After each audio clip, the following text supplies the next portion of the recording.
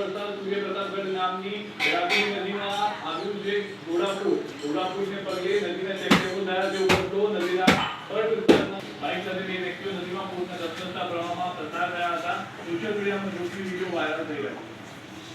ચાપરમાં batting કરતા વરસાદમાં ચાપર વિસ્તારમાં પાણી ચાપર ઓવરબ્રિજ નીચે પાણી ભરાઈ ગયા છે.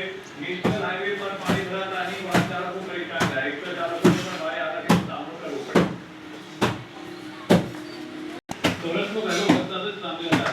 ગીર સોમનાથ જિલ્લામાં મેઘાલય એક વરસાદ ગીર સોમનાથ જિલ્લાના એક તાલુકામાં વરસાદ પડ્યો. ધીરજાળ ગામ પાસે ઘોડાપુર નદી ધસમસતા પ્રવાહ સાથે એક આંટી નદી જોવા મળી. જીવન બનેલી નદીના દ્રશ્યો જોવા ગ્રામજનો મોટી સંખ્યામાં ઉમટ્યા. વરસાદ વરસ્યો.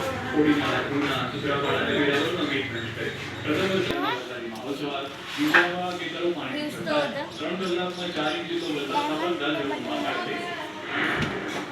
ગીર સોમનાથ વેરાવળમાં પણ મુખ્ય સટ્ટા બજાર વિસ્તારમાં પાણી ભરાયું. તપેશ્વર મંદિર સહિતના વિસ્તારોમાં જળબંબાકાર થયો. મંદિર પરિસર અને મંદિરમાં પણ કુલદીપ તેનું લેસન કરી રહ્યો છે.